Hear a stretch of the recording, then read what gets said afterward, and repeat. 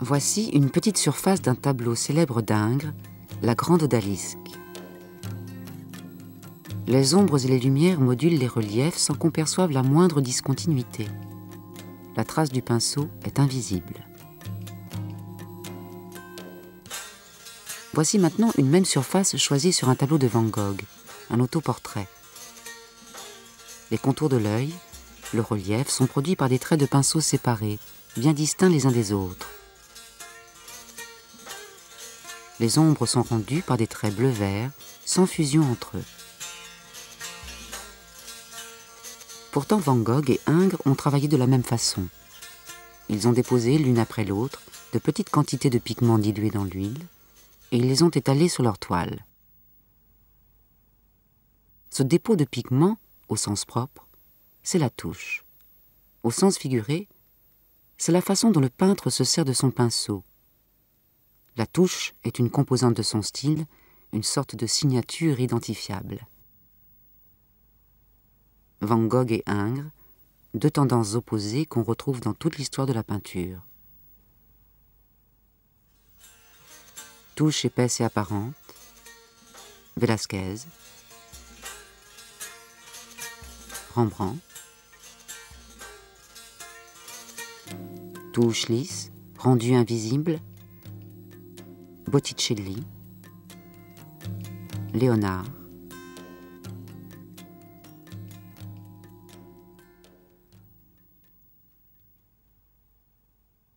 Un tableau est donc une architecture de touches, tantôt invisible, tantôt visible. Ainsi, pour peindre l'une de ces saintes victoires, Cézanne applique en biais, l'une après l'autre, des touches rectangulaires régulières, composant de proche en proche chaque motif. Il accorde ses tonalités, touche après touche. Sa méthode rappelle la mosaïque ou la tapisserie.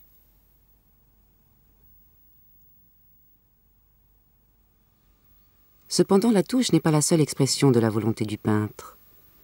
La longue histoire de la peinture prouve qu'elle est aussi liée à la matière picturale. Ainsi, la tempéra, courante à partir du XIIIe siècle sur les panneaux de bois, sèche très vite, donc ne permet pas les reprises. C'est pourquoi elle s'applique par petites touches jointives.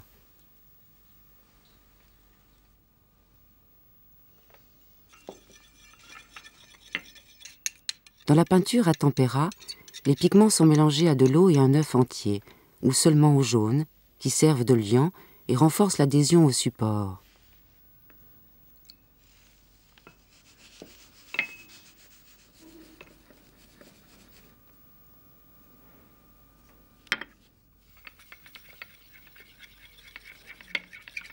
Ce mélange forme une émulsion plus ou moins transparente selon la dilution.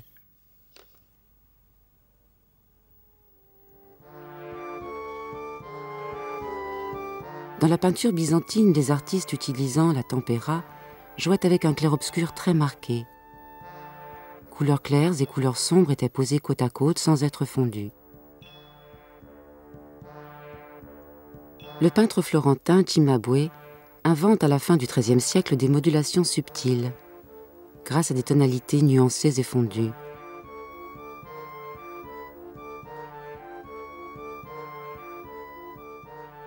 Dans la Vierge et l'Enfant en majesté, des traits de pinceau courts, lâches, se chevauchant même parfois, créent des effets d'ombrage.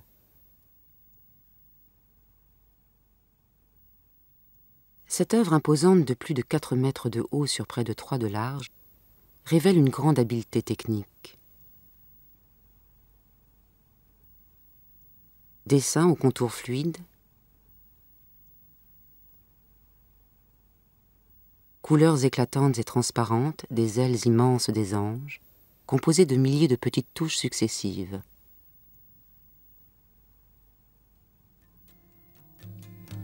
Au début du XVe siècle, Fra Angelico, un autre florentin, pousse encore plus loin la maîtrise de la tempéra. Nuances délicates, ombres et dégradés presque imperceptibles, bleu de lapis lazuli pur pour les ombres, mêlé de blanc pour les lumières. Modelé véritable, volume souple.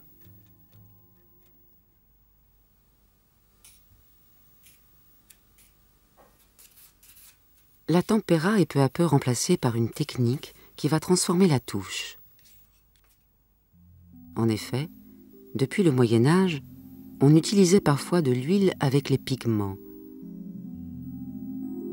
Mais on dit que Jan van Eyck, vers 1430, aurait eu l'idée d'ajouter de l'essence de térébenthine à l'huile utilisée. Cette essence, issue de la résine de pin, fluidifie les pigments préparés à l'huile.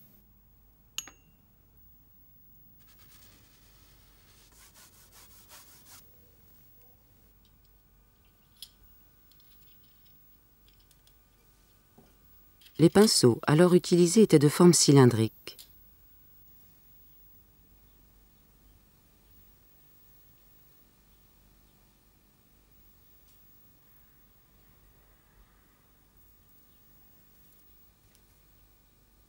Les brosses épaisses, fabriquées à partir de soie de porc, étaient taillées en rond ou plus ou moins pointues selon leur usage. Les pinceaux, très fins, beaucoup plus souples, étaient composés de poils de martre ou de queue d'écureuil, dits petits gris. La finesse, la souplesse de ces pinceaux, la fluidité du mélange des pigments à l'huile et à l'essence favorisent le travail des détails les plus fins. Ce nouveau mélange permet aussi des coloris éclatants et d'une grande variété, et en même temps la fusion des couleurs. Enfin, il donne une clarté et une transparence toutes nouvelles en peinture. Cette manière se répand vite en Europe, c'est la peinture à l'huile. Le Sicilien Antonello de Messine superpose de minces couches translucides de pigments à l'huile sur un fond blanc à la tempéra qui réfléchit la lumière.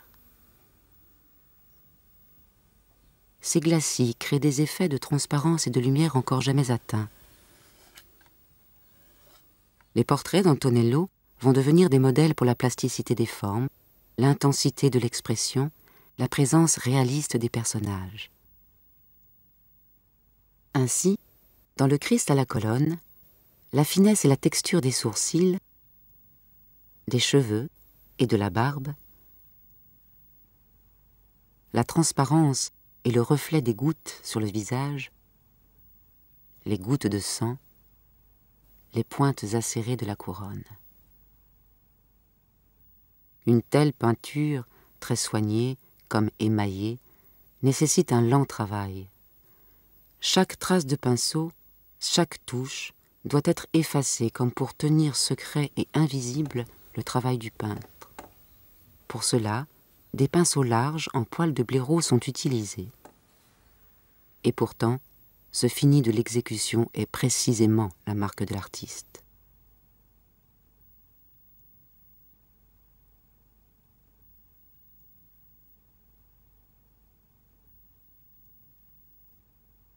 Titien peindra jusqu'à sa mort à plus de 85 ans.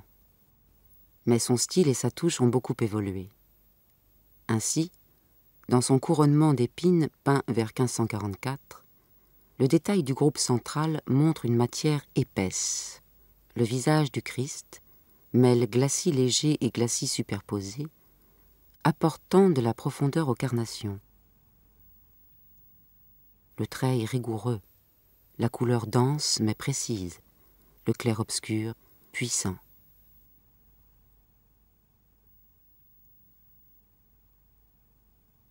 Dans le couronnement d'épines de 1570, la touche libre va désormais à l'essentiel.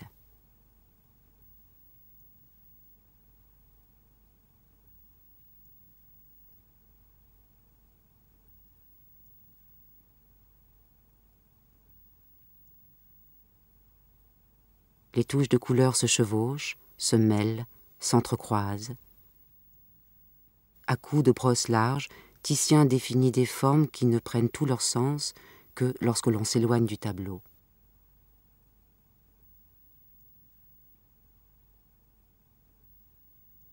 Sa dernière œuvre, la Pietà, porte plus loin encore cette prééminence de la couleur et de la touche.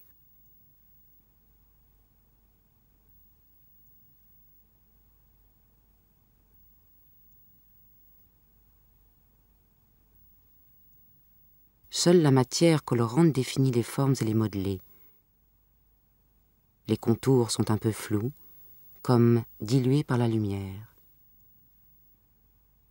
On sait qu'au cours de ces finitions, Titien peignait davantage avec les doigts qu'avec un pinceau.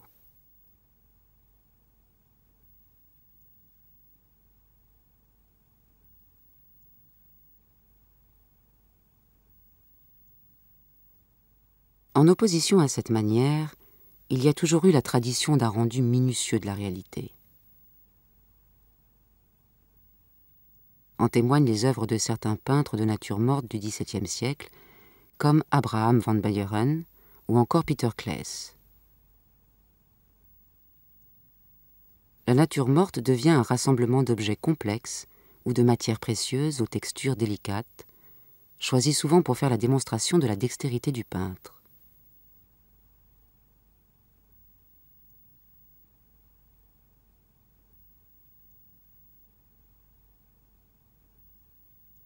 Dans le portrait de l'abbé de Saint-Non, peint vers 1769 par Fragonard, la palette est audacieuse. Bleu intense du bleu de Prusse, jaune acide du jaune de Naples et orangé cru. Le peintre joue avec la densité des couleurs, la souplesse de la matière, le tracé vif de la touche. La vitesse devient une des composantes de l'œuvre. Ce n'est plus seulement le motif peint que nous donne à contempler le peintre, mais aussi sa gestuelle désinvolte, son style fluide, son coup de pinceau spontané.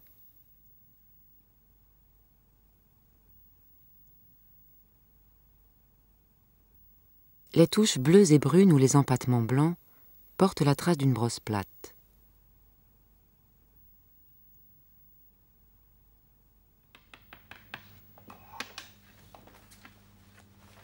La virole métallique, inventée vers la fin du XVIIIe siècle, a permis par écrasement de fabriquer des brosses plates bien plus dures.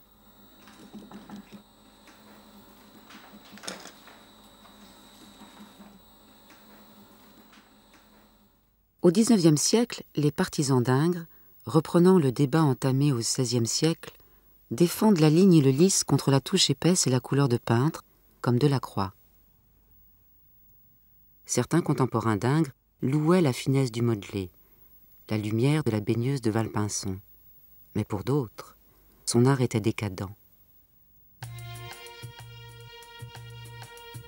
On a beaucoup glosé devant la grande odalisque sur la faiblesse du dessin, la monotonie des coloris. Mais cette ligne fluide, ondulée, ces proportions allongées, Ingres les a voulues. Et il réclame une facture de porcelaine. La touche, dit-il, n'est que la qualité des faux talents. Il faut donc l'éliminer par un blaireautage. Autre étape, le vernis.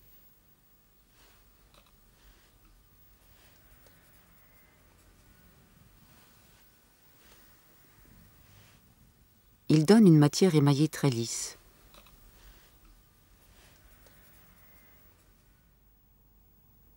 La manière d'Ingres sert parfaitement la sensualité de ses thèmes.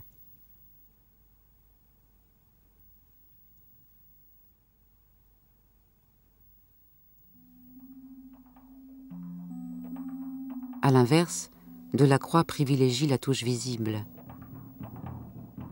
Et cette touche sera de plus en plus individualisée, accentuée, appuyée, entrecroisée. On gratifia même le peintre du qualificatif de « balai ivre ».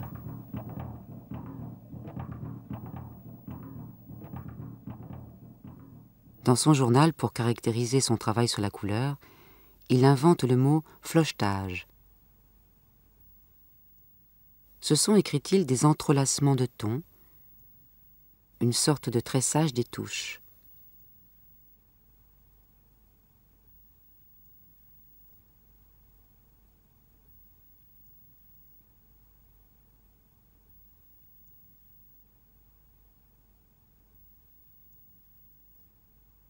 Certains peintres, comme Courbet, remplacent parfois le pinceau par le couteau.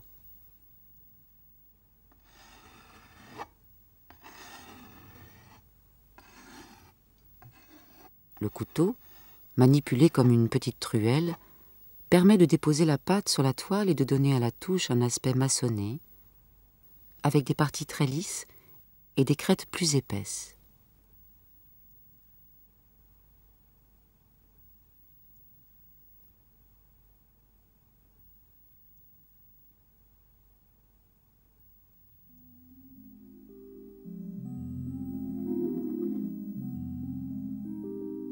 En 1869, Claude Monet peint la Seine à Argenteuil, aux environs de Paris.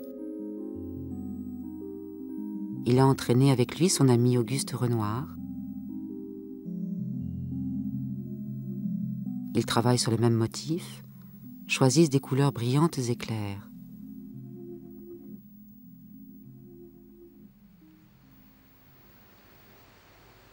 À Chatou, ils peignent plusieurs fois les bains de la Grenouillère. Renoir, Monet,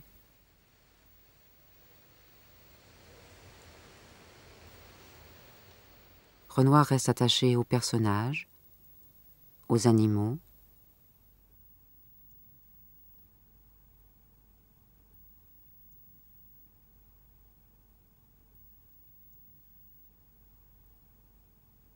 Monet laisse ses personnages sous forme d'ébauche et donne plus d'importance à la rivière.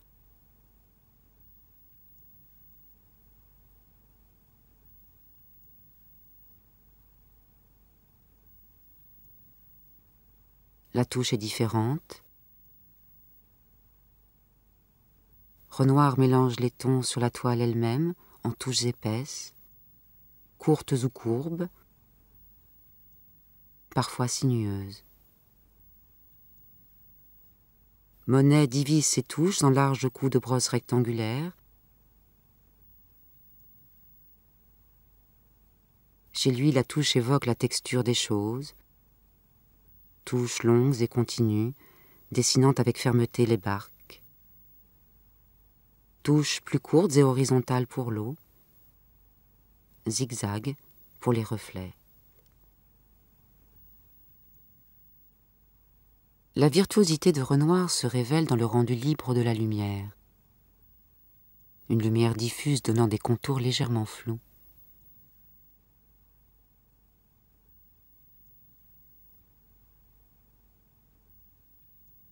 Monet cherche à rendre les variations fugitives de l'instant.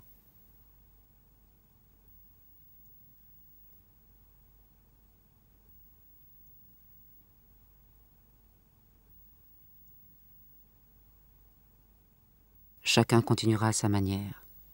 Renoir,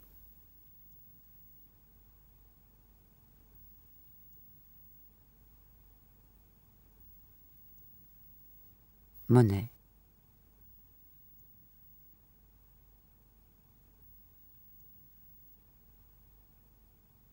Les impressionnistes aboutissaient à la dissolution des formes.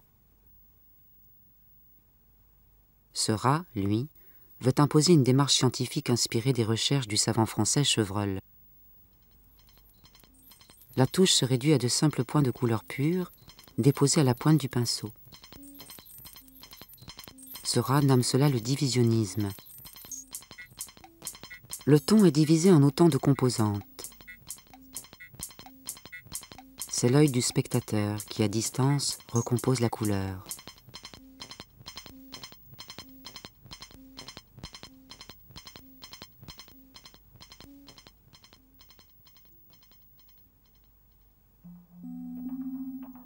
Un seul petit coin de tableau et chacun peut identifier la touche de Van Gogh. Le rythme et la fougue de la ligne.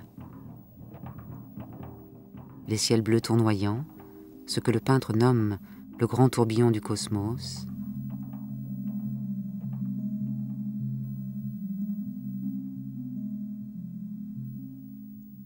Les visages rouges, jaunes et verts. Tout cela est rendu par ces touches juxtaposées et d'égale longueur, ou par ces longues traînées sinueuses creusées dans la pâte. Cette écriture, ces couleurs, Van Gogh en fait l'expression de ses émotions. Sa touche veut rendre compte des sensations, sensations des émotions d'un visage, sensations tactiles des objets. Dans la chambre, touche rayonnante épousant le canage en étoile des chaises de paille, touches jointives, orientées, verticales ou horizontales pour les montants de bois du lit, touches fuyantes pour le sol. Les touches sont épaisses, les bords aigus accrochent la lumière et la renforcent. Actuellement, je suis pris par les arbres fruitiers en fleurs.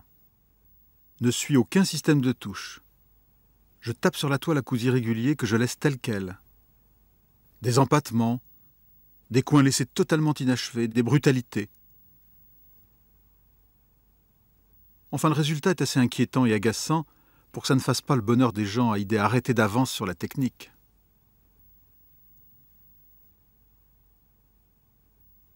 Inachèvement, empattement, coups irréguliers, brutalité. Il y a dans les phrases de Van Gogh tout un programme que de nombreux peintres du XXe siècle appliqueront à la lettre. Pour un peintre comme Carrel appelle, la composition du tableau devient aussi comme un combat épique et truculent avec la matière. L'Américain Jackson Pollock, au début des années 1940, pose sa toile à même le sol. Le peintre se sent ainsi plus proche de son œuvre. Il est alors, dit-il, littéralement dans sa peinture. Pollock utilise bâtons, truelles, couteaux à palette et pinceaux pour projeter sa peinture.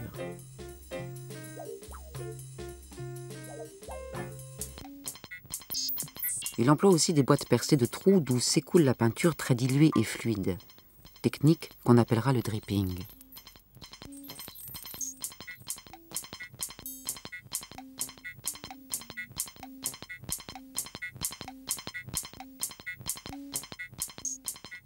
Cependant, ces jets de peinture, ces superpositions de couleurs n'ont rien à voir avec le hasard. Pollock ne croit pas au hasard. Quand je peins, c'est avec une idée d'ensemble de ce que je veux faire. Je peux contrôler la coulée de peinture. Il n'y a pas d'accident. Pas plus qu'il n'y a de commencement ni de fin.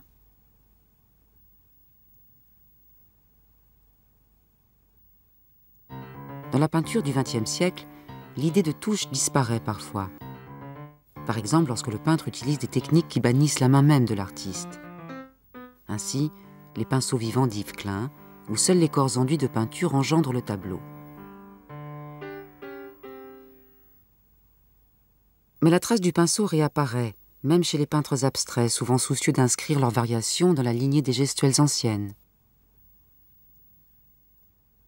Hartung.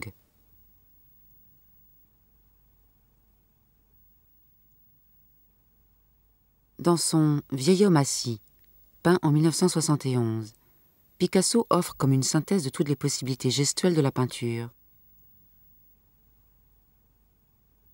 Lignes de contour du dessin, touches en arabesque, hachures d'ombrage ou de relief, coulures négligées, éclaboussures et aussi trace nette du pinceau.